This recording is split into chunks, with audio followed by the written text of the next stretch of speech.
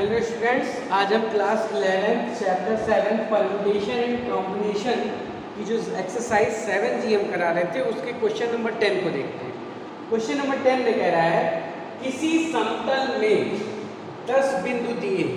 किसी समतल में 10 बिंदु दिए हैं, इनमें से 5 बिंदु एक सरल रेखा में, मतलब 10 बिंदु दिए हैं लेकिन जो 5 हैं वो एक ही रेखा में हैं। ठीक, 1 2 3 4 5 एक रेखा में है और बाकी जो 5 हैं वो अलग अलग है। ठीक, इन बिंदुओं के अतिरिक्त कोई दूसरे 3 बिंदु एक रेखा में नहीं है और बाकी कोई 3 बिंदु एक रेखा में नहीं है, मतलब इस टाइप से। ठीक है, बाकी कोई 3 बिंदु आपको एक रेखा में नहीं मिलेंगे। ठीक, थोड़ा इधर है। ठीक है, एक रेखा में बाकी कोई 3 बिंदु नहीं मिल रहे हैं। ज्ञात कीजिए कितनी सरल रेखाएं बनाई जा सकती हैं इन बिंदुओं से। जो आपके सामने दिया है 5 एक ही रेखा में, बाकी सब अलग अलग है, कोई 3 बिंदु एक रेखा में नहीं है। इन बिंदुओं से कितनी सरल रेखाएं बनाई जा सकती हैं ये पूछ रहा है। ठीक, तो अगर आपको 10 बिंदु दिए हो और सरल रेखाएं बनानी हो तो कितनी बना सकते हैं, पहले हम इसकी बात करते हैं। तो सरल रेखा कब बनती है? जब कोई 2 बिंदु को मिला दे तो सरल रेखा बन जाएगी। अब 10 बिंदु हैं तो 10 में से कोई 2 बिंदु से हमको क्या मिलेंगे, सरल रेखाएं मिल जाएंगी।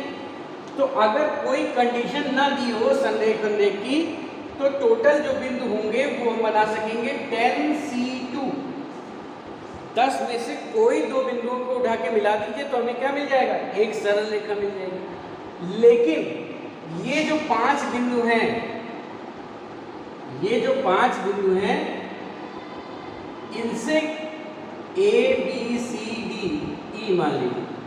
तो अब रेखा AB ही BC है और BC ही CD है और CD ही DE है, CE DB AE AE AC, ये सारी रेखाएं एक ही हो गई। ये सब रेखाएं मिलकर क्या हो गई, एक रेखा बन गई। अब AB रेखा और AC रेखा एक ही रेखा है, AD रेखा AE रेखा एक ही रेखा है। तो इन 5 बिंदुओं के कारण बहुत सारी रेखाएं बनती। कितनी बनती? 5 बिंदु अगर अलग अलग होते, एक रेखा में ना होते तो कितनी रेखाएं बनती, 5C2। लेकिन एक रेखा में होने के कारण मात्र एक रेखा बन पाई। 5 बिंदु अगर एक रेखा में होते तो बनती 5C2, लेकिन 5C2 नहीं बन पाई। क्यों? क्योंकि ये एक ही रेखा में थे, तो इतनी रेखाएं इसने बर्बाद कर दी। क्यों? एक रेखा में होने के कारण। और उसकी जगह बनी क्या, मात्र एक रेखा बनी। उसकी जगह कितनी रेखा बनी, एक रेखा बनी। तो 10C2 रेखाएं बनती, लेकिन 5 बिंदु एक ही रेखा में होने के कारण इतनी रेखाएं नहीं बन पाई, बल्कि उसकी जगह एक ही रेखा बनी। तो जो अभीष्ट रेखाओं की संख्या होगी, अभीष्ट रेखाओं की संख्या होगी वो क्या हो जाएगी, 10C2 माइनस 5C2 प्लस 1। अब इसको सॉल्व कर लेंगे। 10C2 यानी फैक्टोरियल 10, फैक्टोरियल 2, 10 माइनस 2 यानी फैक्टोरियल 8, 5 और ये फैक्टोरियल 2, 5 माइनस 2 यानी factorial 3 plus 1। 10 into 9 into factorial 8 upon 2 into factorial 8 minus 5 4 factorial 3 upon 2 into factorial 3 plus 1। ये सेकेंड से ये सेकेंड से 90/2 45 और ये आ जाएगा 10 प्लस 1, कितना आ जाएगा 45 में करके 35 प्लस 1 36। तो कुल 36 रेखाएं बन पाएंगी।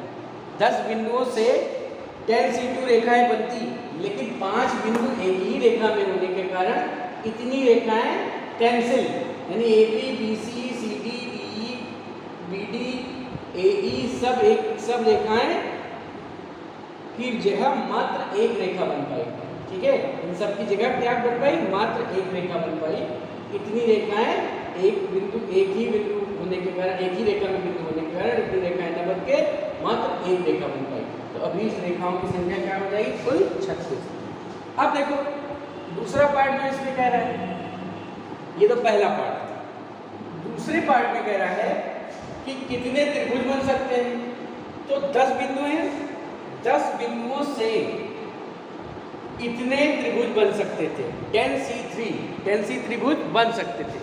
लेकिन 5 बिंदु एक ही रेखा में, तो क्या ये त्रिभुज बनाएगा? तीनों बिंदु को मिलाएंगे त्रिभुज बनेगा? नहीं बनेगा। इन तीनों बिंदुओं को बनाएंगे तो बनेगा त्रिभुज? नहीं। इन तीनों बिंदुओं को मिलाएंगे तो त्रिभुज बनेगा? नहीं। तो इन 5C3 जो 5 बिंदु एक ही रेखा में होने के कारण 5C3 त्रिभुज नहीं बन पाया। ठीक है, 5C त्रिभुज नहीं बन पाया और इनसे कोई त्रिभुज बना ही नहीं। अगर 5 बिंदु संरेख दे दें तो तुम कोई भी त्रिभुज नहीं बना सकते। जहाँ भाई एक रेखा तो बन सकती थी, लेकिन यहाँ त्रिभुज एक भी नहीं बनेगा। तो इतने त्रिभुज एक रेखा में होने के कारण इतने त्रिभुज नहीं बन पाए उनमें से। ठीक, तो अभीष्ट त्रिभुजों की संख्या यही आ जाएगी। अभीष्ट त्रिभुजों की संख्या बराबर क्या आ जाएगी? 10C3। 10C3 की वैल्यू क्या आ जाएगी? और माइनस 5C3। ठीक, 10C3 मतलब 10, 9, 8 फैक्टोरियल 7 और ये 6 माइनस 5 इंटू 4 अपॉन ये 1 ये 2 हो गया। क्या हो जाएगा? 3 से 3 कटी क्या? बाई 2। ये आ गया 10। ये कितना हो जाएगा? 3 2 जा 3 3 जा और ये 2 से कट गया 120। तो ये आ जाएगा 110। अगर 10 बिंदु दे दिए जाएं और उनसे कहा जाए त्रिभुज बनाओ तो बनने थे 10C3, लेकिन एक ही रेखा में कारण इतने त्रिभुज नहीं बनेंगे। इनकी जगह एक लाइन ही बनेगी। ठीक, एक को त्रिभुज नहीं बन पाएगा। एक ही रेखा में अगर 5 बिंदु ले लेते तो इसमें त्रिभुज नहीं बन पाए। इतने बनते हैं लेकिन एक रेखा में होने के कारण इतने नहीं बन पाए, तो इतने को हम हटा देते हैं और फिर सॉल्व कर लेते हैं तो 120 त्रिभुज आ जाते हैं। तो क्वेश्चन क्या था कि अगर 10 बिंदु दे दिए जाएं और 5 एक ही रेखा में, तो कितनी रेखाएं बनेंगी और कितने त्रिभुज बनेंगे। तो उसका ये सॉल्यूशन हो गया। बात क्लियर? अब देखते हैं नेक्स्ट क्वेश्चन। कह रहा है एक षष्ठभुज में विकर्णों की संख्या ज्ञात कीजिए। षष्ठभुज में टोटल कितने विकर्ण होंगे ये हमें बताना है। ठीक, प्रज्ञा संचय की है षष्ठभुज।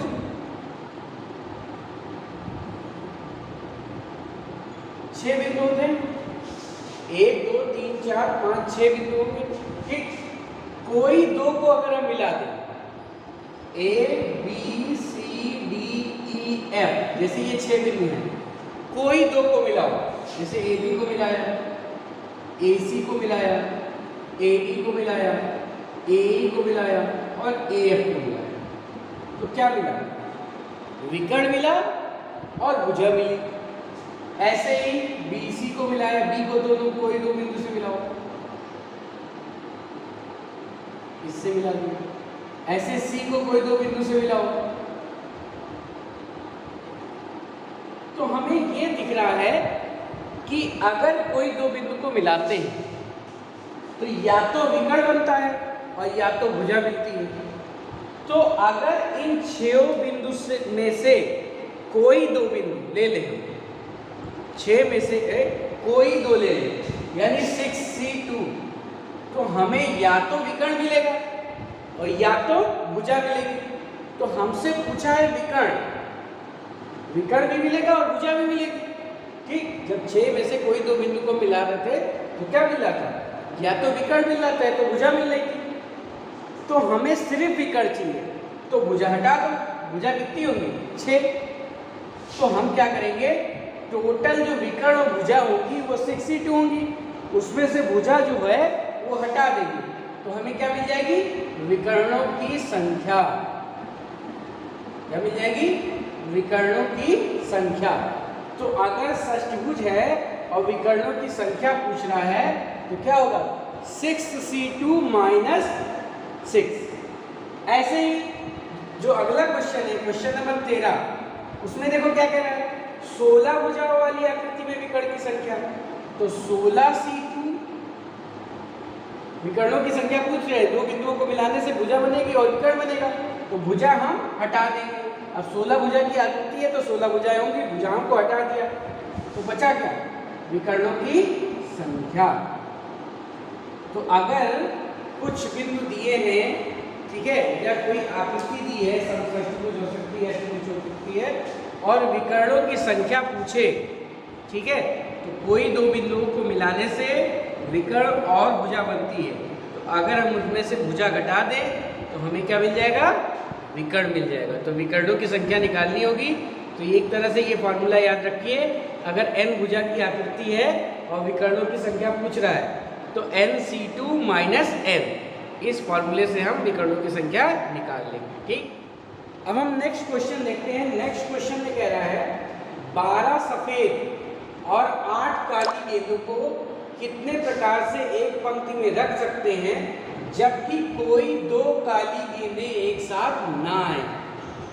हमारे पास 12 सफेद गेंद हैं, व्हाइट गेंद कितनी है 12 और ब्लैक गेंद 8।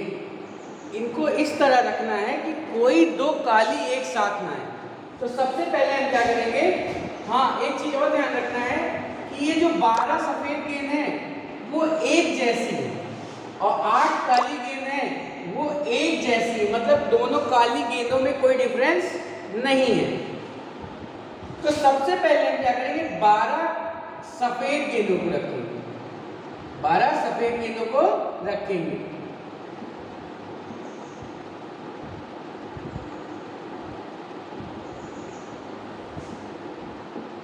अब चूंकि ये गेंदें एक जैसी हैं तो इनको रखने के ढंग क्या होंगे, केवल एक, 12C12, ठीक है, मतलब इनको रखने का केवल एक ढंग होगा।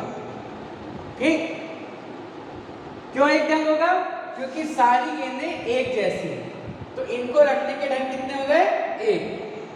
अब बची काली, तो काली साथ में नहीं आनी है। तो अगर इन गेंदों के बीच में जो सफेद गेंदें रखी हैं, इन गेंदों के बीच में अगर हम इसको रखें या यहाँ रखें या यहाँ रखें तो कोई भी दो काली गेंद साथ में नहीं आएगी। तो काली गेंद के लिए जो स्थान होंगे वो कितने हो जाएंगे, 1 2 3 4 5 6 7 8 9 10 11 12 13। तो काली गेंदों को रखने के लिए हमारे पास कितनी जगह है, 13 जगह, और काली गेंदें हैं कितनी, 8। तो 13 में से कोई 8 स्थान हम चुन लेंगे, 13 में से कोई 8 स्थान चुन लेंगे। तो ये हो गई काली गेंद को रखने का ढंग और ये हो गए सफेद गेंद को रखने का ढंग। तो जो अभीष्ट प्रकार होगा वो क्या हो जाएगा, 1 × 13C8। सॉल्व कर लेंगे, 13 फैक्टोरियल 8 और फैक्टोरियल 5, 13 12 11 10 बड़े 9, 8 8 कट जाएगा और ये 5 4 3 2 1, ठीक है। अब इनको सॉल्व कर लेंगे, आंसर आ जाएगा। 4 3 12, ये 12 से 12 कट गया और 5 9 10, ये 10 से 10 कट गया। अब इसको सॉल्व कर लेंगे तो 13 बड़े 99, ये आपका आंसर आ जाएगा। बात क्लियर। कोई भी दो काली गेंद साथ में नहीं आनी है, तो पहले हमने सफेद गेंद को रख दिया और चूंकि सफेद गेंद सब एक जैसी थी इसलिए जो सारी गेंदें हैं वो एक जैसी होने के कारण 12 गेंदों को 12 स्थान पे रखने के तरीके मात्र एक होंगे, ठीक है। और फिर उनके बीच में अगर गेंदों को हम पुट करें या दोनों साइड में किनारे पे गेंदों को पुट करें ब्लैक वाली, तो वो साथ में नहीं आएंगी। तो ब्लैक वाली गेंद जो रखने के स्थान है वो 13 होता है। उन 13वें स्थान पे अगर हम गेंद को रखें काली वाली, तो कोई भी दो काली गेंद साथ में नहीं आएगी। और काली गेंद है कितनी, 8। तो 13 में से कोई 8 स्थान पे हम रखेंगे। तो 13 में से कोई 8 स्थान हमने चुन लिए। तो 13 में से कोई 8 स्थान चुनने के तरीके जो हो जाएंगे वो क्या हो जाएंगे, 13C2। तो अभीष्ट जो गेंद पुट करने के तरीके हो जाएंगे वो हो जाएंगे 13C2 × 1 और इसको सॉल्व कर लेंगे, हमें आंसर मिल जाएगा। बात क्लियर। अब अगला क्वेश्चन देखते हैं। अगले क्वेश्चन में कह रहा है एक व्यक्ति अपने 10 मित्रों को भोजन पर बुलाता है। इनमें से 6 मित्रों को एक गोलमेज पे तथा शेष 4 को दूसरी गोलमेज पे बैठाया जाता है। ठीक, 10 मित्रों को बुलाता है, 6 को एक गोलमेज पे और बाकी 4 को एक गोलमेज पे बैठाता है। तो कितने ढंग से वो बैठा सकता है अपने मित्रों को? तो सबसे पहले वो क्या करेगा, 10 में से कोई 6 को वो चुन लेगा। 10 में से कोई 6 मित्रों को वो चुन लेगा। ठीक, और फिर उन 6 मित्रों को इस मेज पे बैठाएगा। तो 6 लोगों को अगर गोल मेज पे बैठाया जाए, 6 लोगों को अगर गोल मेज पे बैठाया जा रहा है तो बैठाने के ढंग क्या होंगे? 6 माइनस 1 का फैक्टोरियल। बैठाने के ढंग कितने होंगे? 6 माइनस 1 का फैक्टोरियल। अब बाकी बचे जो 4 उसको दूसरी गोल मेज पे बैठाएगा। तो 4 लोगों को गोल मेज पे बैठाने के ढंग कुल कितने होंगे? 4 माइनस 1 का फैक्टोरियल। इन तीनों को मल्टीप्लाई कर देंगे तो हमें अभीष्ट प्रकार पता चल जाएगा। अभीष्ट प्रकार पता चल जाएगा। ठीक, 6 लोगों को पहले हम चुनेंगे तो 10C6, 6 लोगों को 10 में से 6 लोगों को चुनने के तरीके 10C6।